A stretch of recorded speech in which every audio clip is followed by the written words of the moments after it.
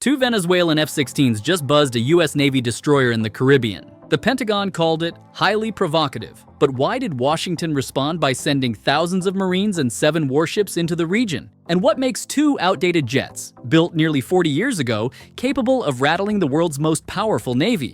To answer that, we need to start with a question. What do these F-16s actually represent? Not just planes, not just weapons. They are symbols of defiance, louder than missiles, sharper than threats. And when symbols fly this close to American steel, the entire balance of power trembles. So why would Venezuela risk such a move? Because sometimes weakness can masquerade as strength. Venezuela's fleet of F-16s is old, Block 15 models delivered in the 1980s. Most experts believe only about a dozen remain fully operational, and yet even these relics can create one of the Pentagon's greatest fears: miscalculation. But how can outdated jets, short on modern weapons, force Washington into a show of overwhelming force? Let's rewind to the 4th of September. The USS Jason Dunham, an Arleigh Burke class destroyer, patrols international waters. Radars sweep, engines hum. Then, out of nowhere, 2 blips appear on the screen, closing fast. Venezuelan F-16. They do not fire. They do not lock on. They merely pass close enough to remind the crew, you are being watched. Was it an attack? Number. But was it harmless? Absolutely not, because every close pass carries risk, and risk is how wars begin. So what exactly can these Venezuelan jets do in a real fight? The F-16 is no toy. Even in older form, it can hit Mach 2, twice the speed of sound. It carries Sidewinder missiles for close dogfights and unguided bombs for ground strikes. It is agile, fast, and still deadly in the hands of a determined pilot. But compared to modern U.S. aircraft, it's limited. No long-range missiles, no advanced targeting pods. It must fly close to be effective, which is precisely what makes a buzzing maneuver so provocative.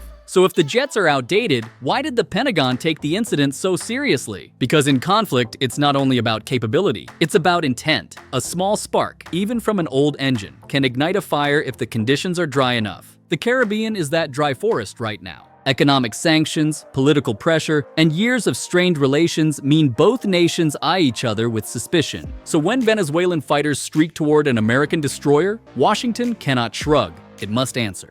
And that answer came fast. 7 warships, thousands of Marines, and fighter jets forward deployed to Puerto Rico. Why respond so massively? Because deterrence is theater. You don't whisper in a standoff, you shout. The U.S. deployed not just one ship, but an entire layered force. Destroyers with missile defense, a cruiser, heavier with long-range firepower, a nuclear-powered submarine, unseen but always implied, and perhaps most telling, the amphibious ready group led by the USS Wasp, floating base for more than 4,500 Marines. What message does that send? That Washington is ready not only to defend, but to strike, to land forces, to control territory if necessary.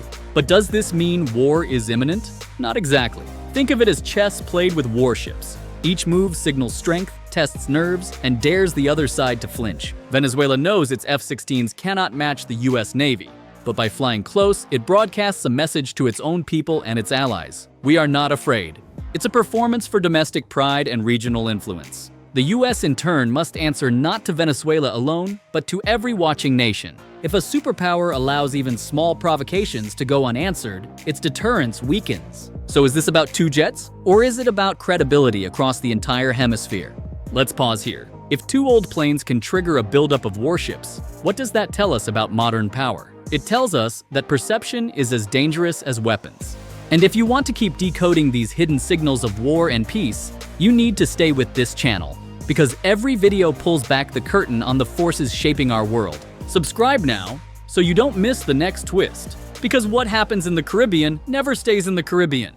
Now back to the question. What makes the Arleigh Burke class destroyer such a tempting target for symbolic challenges? Because it represents the backbone of U.S. sea power. Each one carries over 90 vertical launch cells, capable of firing Tomahawk cruise missiles, standard missiles, or anti-submarine rockets. It can hunt submarines, intercept aircraft, and strike land targets from hundreds of miles away. In short, it is a floating fortress. So when 2 F-16 skims its airspace, they aren't threatening to destroy it. They are daring it to react. And reaction is what Venezuela wanted. But why now? The timing is no accident. The U.S. had already increased its naval presence in the Caribbean. Exercises with Marines in Puerto Rico, patrols through international waters.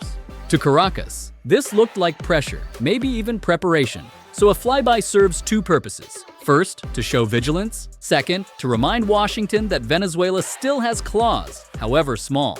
But doesn't this brinkmanship risk disaster? Absolutely. History is littered with near misses, incidents where routine maneuvers escalated into crises, a radar lock mistaken for a missile launch, a buzzing jet too close to turn, a nervous operator firing a shot that wasn't ordered. This is the danger every time two militaries shadow each other, and that danger multiplies when older equipment, less reliable systems, and strained communication are involved. So why not avoid the risk altogether? Because risk is the point. For Venezuela, the flyover was a message. We are still here, still watching, still sovereign. For the US, the overwhelming response was a counter-message. We see you, and we will not be deterred. Each side gains something. Venezuela gains pride at home, the US gains credibility abroad. But beneath the theater lies a sobering truth. Accidents don't care about politics. Could one slip turn symbolism into catastrophe? Consider this. In 2001, a Chinese fighter collided with a US Navy reconnaissance plane. One pilot died, an American crew was detained, and relations soured for months. Neither side wanted war, but war nearly found them. The same risk lingers over the Caribbean now. One wrong move, one misread signal, and headlines shift from flyover to conflict. So is the Pentagon overreacting, or simply preparing for the worst? The truth is both. Overreaction is the language of deterrence. Show too little, and adversaries test more. Show too much, and you risk cornering them. The balance is delicate, and the Caribbean is now at stage. What happens next? Some analysts believe tensions will cool. After all, both sides know the costs of escalation. Others suggest the flyover may signal closer cooperation between Venezuela and outside powers, especially Russia. That's speculation, but not unfounded. Moscow has previously stationed bombers and warships in Venezuela as a show of support. If more Russian hardware appears, Washington's posture will harden further. So are we seeing the start of a larger contest, or just another episode in the long dance of deterrence? Either way, the lesson is clear. Two old jets, barely a dozen in service, forced the US Navy to flex its muscles in dramatic fashion. Not because of their firepower, but because of what they represent: uncertainty, defiance, and the ever-present risk of miscalculation. And in modern geopolitics, perception can be as lethal as missiles. So let me ask you, if outdated fighters can provoke a superpower into mobilizing thousands, what happens when newer powers test those limits with modern stealth bombers or hypersonic missiles? That's exactly the future we'll explore in our next video. So subscribe now, because the conflicts of tomorrow are already unfolding in the skies today.